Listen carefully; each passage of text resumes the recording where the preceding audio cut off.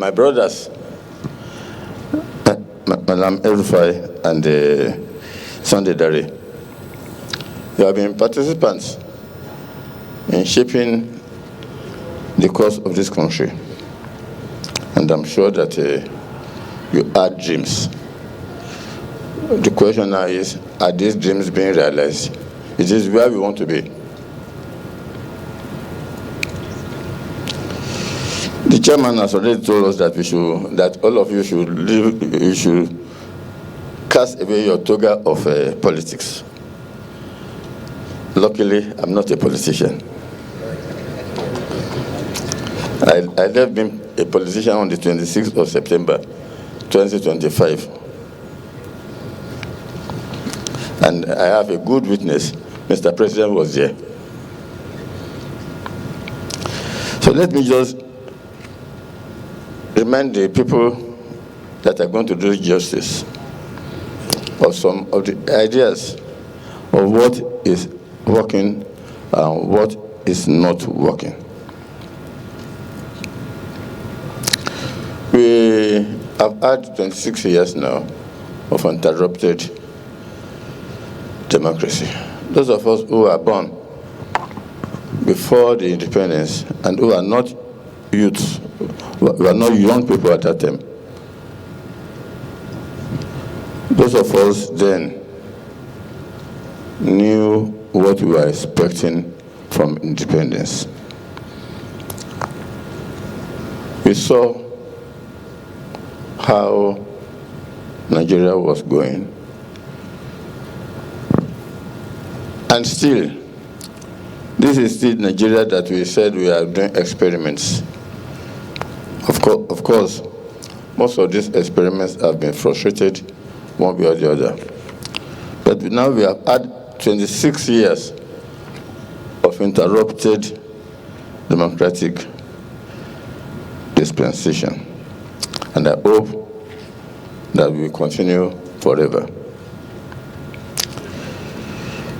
One of the most significant achievements of the Fourth Republic of over 26 years of continuous civilian government, a milestone none of the previous republics attained.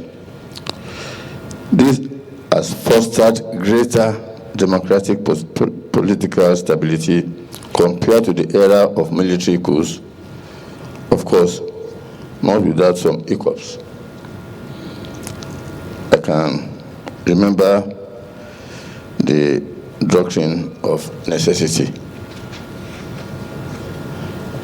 We have hiccups, and we have been able, from time to time, find solutions, even outside our constitution. And that is what led to the doctrine of necessity some time ago. We have had possibility of a peaceful transition from one government to another. A situation whereby election is lost by a president and he voluntarily accepted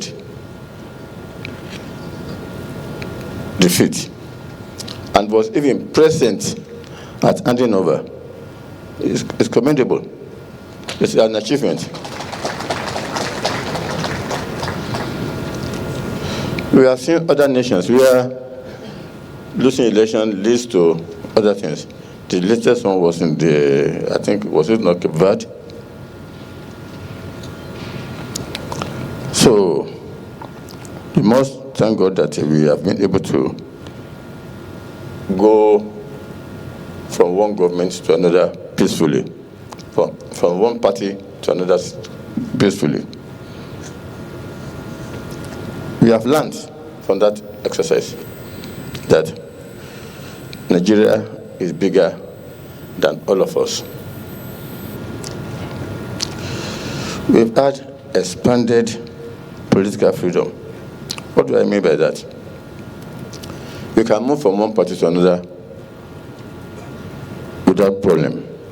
Of course, it's still not perfect. What I mean by not perfect is that maybe I would have wanted to contest as a as a non-partisan politician. But the Constitution did not permit me. So that's why I had to look for solace instead of contesting as an independent candidate. That's one of the things that you should please try to tell us how you can go about it. Because I was forced to go to accord when I was not welcome again in the PDP. So, and that was part of the hiccups that we have. But I think now we have already overcome that one. We now have increase in political participation. Women and youths are now there. The last election showed clearly the force of the youths.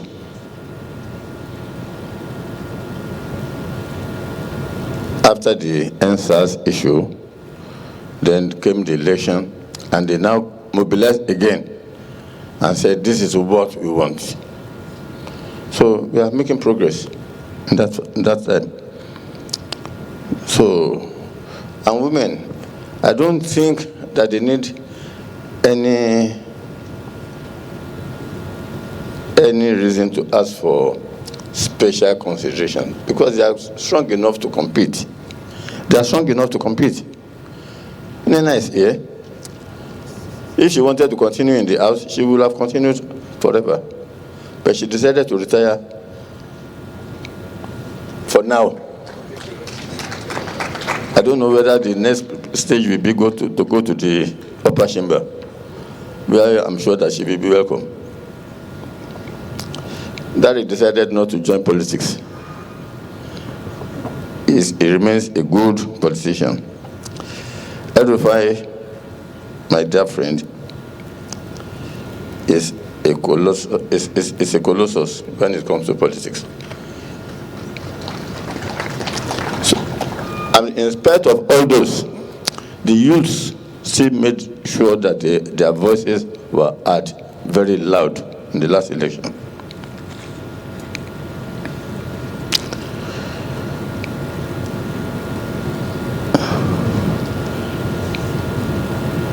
We have been able to strengthen the democratic institutions. But I don't know whether we have done enough, whether we can, in all conscience, say that Nigeria electoral system meets our expectation. That's for you people to tell us, because it's really whereby 80 to 90% of electoral results are questioned in courts, and courts have become the place where winners are made. Doesn't seem to be the norm in other countries, in other democracies. Please, let us find a way to make sure that our votes count, and the choice of the people, irrespective of who they are, must be the one that takes you to power, not the courts of law.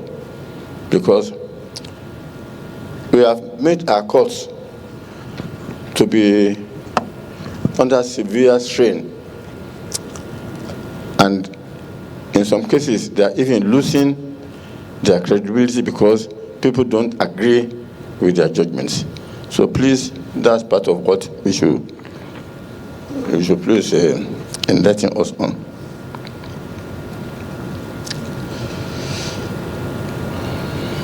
The chairman talked us about how far we have gone economically. We are the largest economy in Africa now.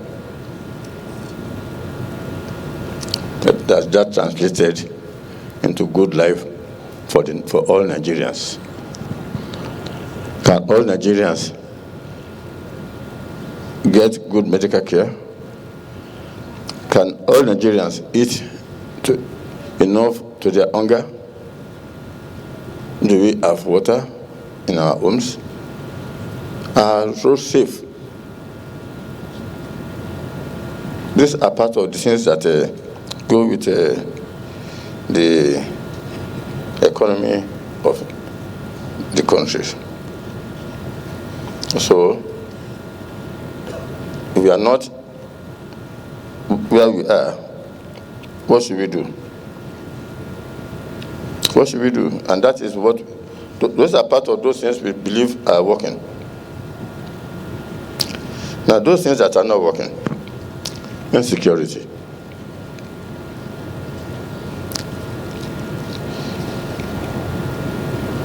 Our foreign minister in Davos was pleading with the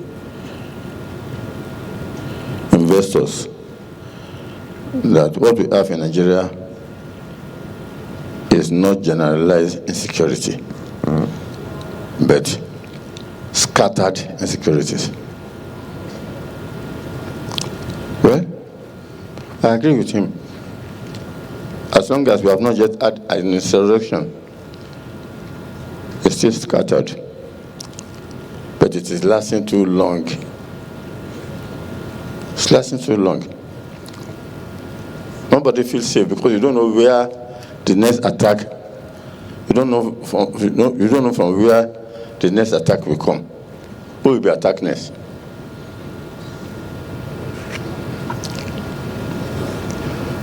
I don't agree that it is a religious issue.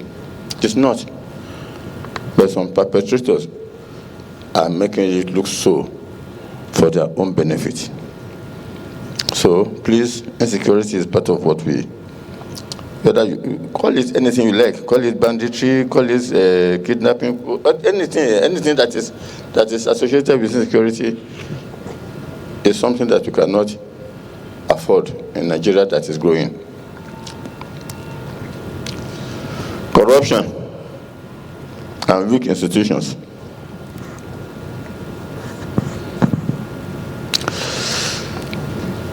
We like to fight corruption.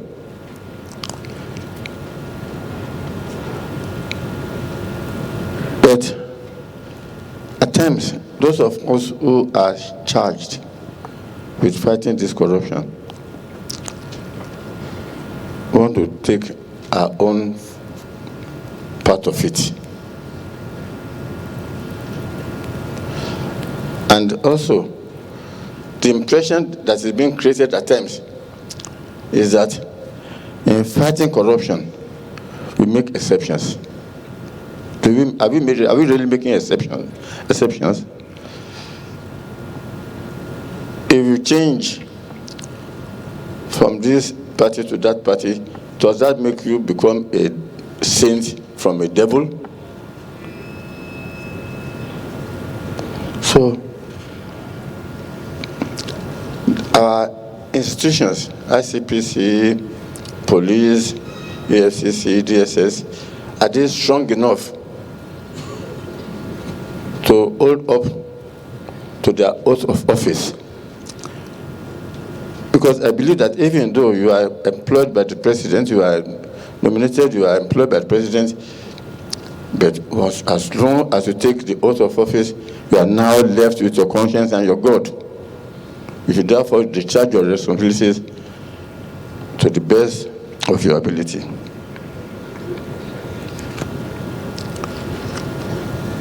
The panelists will have to also talk to us about socioeconomic challenges. Anybody that is sick, can he get good treatment in the hospitals? Can he afford it if the hospitals are there?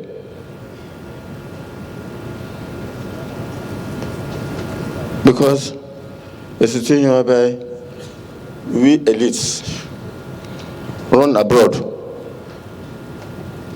we have been told that El-Rufai missed his flight in Egypt because he had a problem. Should that happen? Will that happen to an Egyptian? Will Will it happen to an American? So please, try to see how you can correct that one. The school. Those of us who are not too young knew that in those days, 80% of us were from the poor family. But we had education. We had committed teachers. We had government that make education priority. Now we have a lot of out-of-school children. Should that happen in Nigeria of today? Can't we guarantee education to all our children? So should we allow it to happen? So please, look at that one also.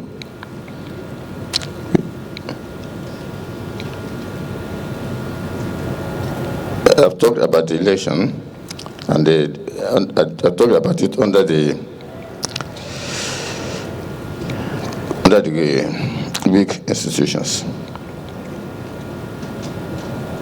Of course, we know that we have to continue to amend our laws until it starts serving our needs. So the National Assembly, the state assemblies, even the local government can make laws because they have bylaws they can make, which will make it possible for us to live right. Rule of law. Rule of law. Political party weaknesses. These are issues that affect all of us. When you cannot guarantee that. In fact, I talked to some lawyers and they said we cannot guarantee that this is what the law says. Because the interpretation today may be different from the interpretation tomorrow. So and that affects the rule of law. We have had people that were accidentally killed by law enforcement agents. Law enforcement agents are complaining that the bandits and so are better equipped than them. So we must look at those issues that we make Nigeria of our dream. So let me conclude that while the framework for a beneficial democratic system exists in the Fourth Republic, as we have seen, we have had 26 years of unbroken democracy or democratic rule, which is the same thing as civil rule.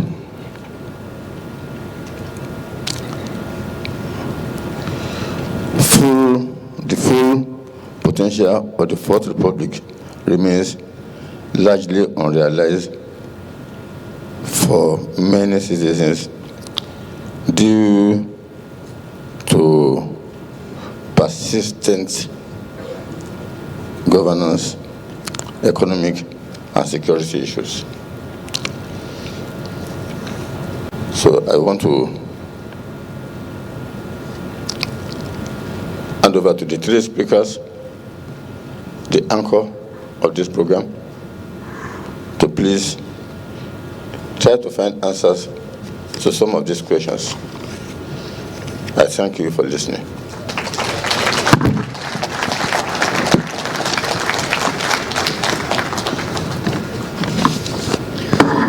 Ladies and gentlemen, can we give the Oba an even bigger round of applause?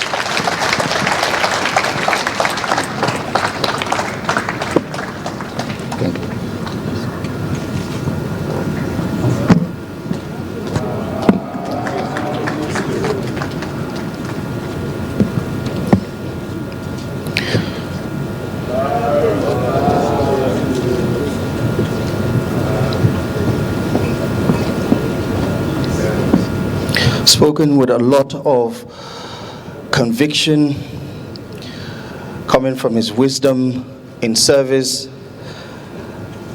while providing us with a lot of historical context laced with experience and knowledge. To be honest, not many would willingly retire from Nigerian politics, especially when they still have some currency to spend. It's good to know that there are still a lot of people in the political space with a lot of conviction to actually say no, even when they are being highly sought after.